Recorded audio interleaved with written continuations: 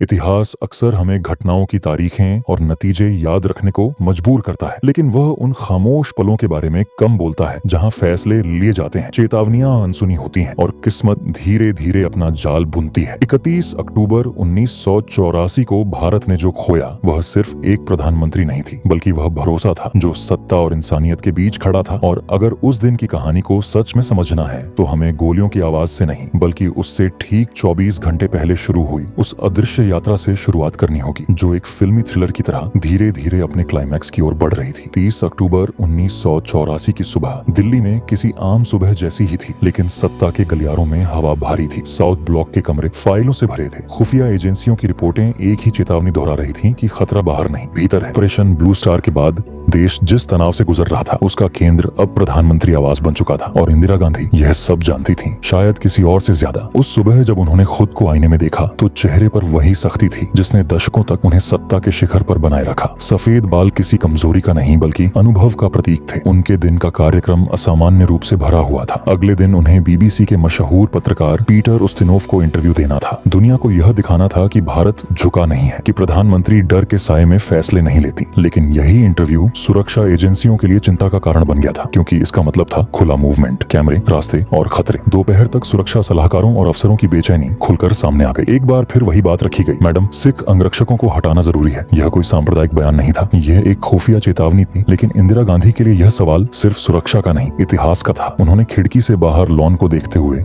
वही जवाब दिया जो अब उनकी नियति का हिस्सा बन चुका था, अगर मुझे मरना है तो मैं नहीं चाहती कि दुनिया कहे कि मैंने अपने सिख भाइयों पर भरोसा नहीं किया। ये वाक्य एक प्रधानमंत्री का नहीं, बल्कि एक ऐसे नेता का था जो खुद को देश की आत्मा से जोड़कर देखता था। और शायद यही सोच उस दिन सबसे बड़ा जोखिम बन गई। शाम ढलते ढलते प्रधानमंत्री आवास में एक अजीब शांति छा गई। फोन कम बज रहे थे, लोग धीमी आवाज में बात कर रहे थे, जैसे सब कुछ किसी अनदेखे खतरे का इंतजार कर रहा हो। उसी शाम इंदिरा गांधी ने उड़ीसा में दिए अपने एक पुराने भाषण की रिकॉर्डिंग देखी, जिसमें उन्होंने कहा था, आज मैं यहाँ हूँ, कल रहूं या न रहूं, भारत रहेगा। उस वक्त किसी ने उस पंक्ति को गंभीरता से नहीं लिया, लेकिन समय ने उसे एक भयावह पूर्वाभास में बदल दिया। रात की बैठकों में पंजाब की स्थिति, आतंकवाद, अंतर्राष्ट्रीय दबाव, सब पर चर्चा हुई, लेकिन उन्होंने कहीं भी डर नहीं दिखाया। फिर भी उनके बेहद करीबी लोगों ने महसूस किया कि उस रात उनकी आंखों में कुछ अलग था, जैसे कोई इंसान डर से नहीं, बल्कि अनिवार्य अंत की स्वीकृति से शांत हो जाता है। सुरक्षा व्यवस्था उस रात विरोधाभासों का प्रतीक थी। एक तरफ चेतावनियां, दूसरी तरफ राजनीतिक संदेश का डर। अगर सिख अंगरक्षकों को हटाया जाता तो यह माना जाता कि प्रधानमंत्री ने एक समुदाय से दूरी बना ली, और अगर नहीं हटाया जाता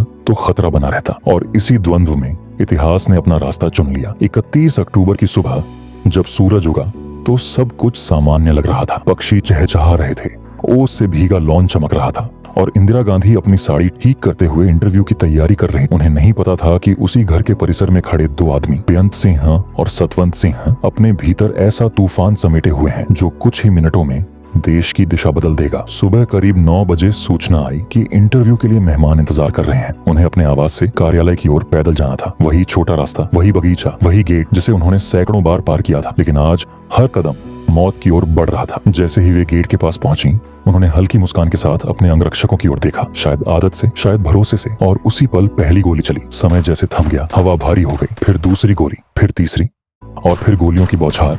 साड़ी खून से लाल हो गई और भारत की सबसे शक्तिशाली महिला जमीन पर गिर पड़ी। अस्पताल के गलियारों में दौड़ते डॉक्टर, रोते अफसर और टीवी स्क्रीन पर आती ब्रेकिंग न्यूज ने पूरी दुनिया को हिला दिया। लेकिन असली थ्रिलर वहीं खत्म नहीं हुआ, क्योंकि उसके बाद देश ने जो देखा, दंगे, हिंसा, बदले की आग, वह उन 24 घंटों की कीमत थी जिनमें चेतावनियां अनसुनी रहीं और फैसले नहीं बदले गए। बाद की जांचों में सवाल उठे कि क्या यह रोका जा सकता था, क्या सुरक्षा बदली जा सकती थी, क्या इतिहास किसी और मोड़ पर जा सकता था।